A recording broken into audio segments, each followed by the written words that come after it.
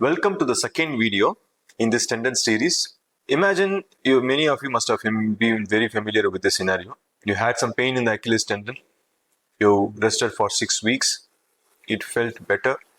You went back to what you were doing, and within days, this entire scenario came back. If that sounds very familiar, there is a reason, and understanding that reason changes everything about how you approach this problem.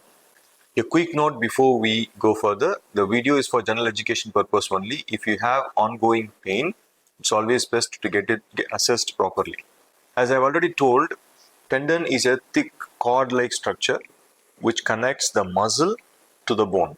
The force of the muscle gets transmitted to the bone through that thick cord-like structure. Most people think the tendon injuries are very simple. You overuse it, it gets inflamed, and you rest, and then it heals. But tendon problems don't behave like that, and that's exactly why many people get stuck in this cycle, in this vicious cycle. I'll explain it clearly in this video. Stay with me. So what is actually happening? Why this is recurring, coming back again and again? Tendons are everywhere in the body, many parts of the body. For example, in the ankle, it is the Achilles tendon. In the knee, in the front part of the knee, it's a patellar tendon. Elbow, then shoulder, rotator cuff tendon, and in buttocks, gluteus tendon. Wherever heavy forces are involved, bulk muscle gets connected to the bone by tendon. Here is a key idea. Your tendon is not suddenly injured. It is gradually failing to adapt. This is a key point here. A tendon is not just a rope. Few seconds back, I was telling it as a rope as an analogy. But the thing is, it is not just like a rope. It is a living biological tissue. So every time you walk, you run, you lift, your tendon is adapting to the load you place on it. If the load is appropriate, it becomes stronger. If the load is too much or recovery is not enough, the adaptation starts to struggle. The load is a key. And that's where the problem begins. Now I hope you understand this clearly now. Think about your situation again. You rested, the pain reduced, you went back to activity, and then the pain returned. That pattern is not random. It is telling you something. It is actually giving you some clues about what exactly is happening. Your tendon did not fully heal. It is temporarily settled because the load was removed. But the underlying capacity of the tendon did not improve. The problem is just it's hiding there. So when you went back to the same activity, the same problem returned. This is a cycle, the vicious cycle I was telling.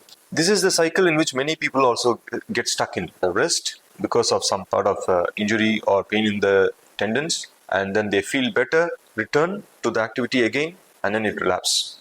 And here is the very important part. In fact, too little load can be just as problematic as too much load. The two extremes are problematic because tendons need load to stay healthy. What I feel is something like an oxygen for breathing for the tendons, loads. That's my idea. That's how I am thinking about it. So the goal is not avoid pain at all costs. The goal is give the tendon the right kind of load in the right amount at the right time. You have to load the tendon in the right amount at the right time. Timing is also important. Now, this does not mean you should push through pain. Many people start blindly overdoing stuffs, and then they land up with further problem. And also it does not mean rest has no role in it. It means the solution is not simply taking rest and not simply activity. And somewhere in between is the key area of treatment. That's the area where we have to go. And then that's the exact balance between the two is the key here. And once you understand this, a lot of confusion starts to clear. You understand why the pain comes back after rest, the same activity keeps triggering it, and why quick fixes do not last long. Now here is something important to connect with what we discussed in the previous video. If you want, you can go back to the previous video and see that. We spoke about how pain does not actually always match with what we see on the scans. Now you can understand clearly why this happens. The structure of the image, problems that we see in the scan do not match with the functional problem that we see clinically. This is the reason. Because the tissue is not just a structure, it is how the tendon is responding to the load over time.